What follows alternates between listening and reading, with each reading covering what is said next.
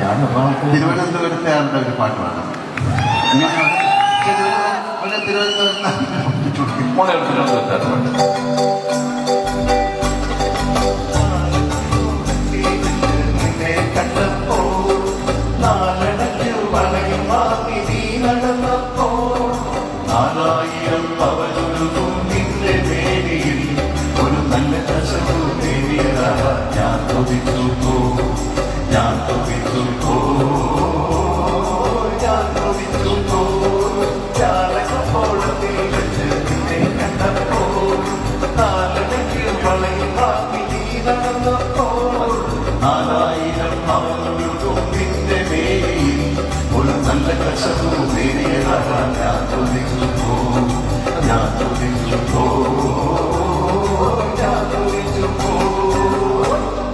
ഇങ്ങനെ ഓരോ ഡിസ്ട്രിക്റ്റായിട്ട് പാടിയാലേ 10-14 പാട്ട് പാടേണ്ടി വരും.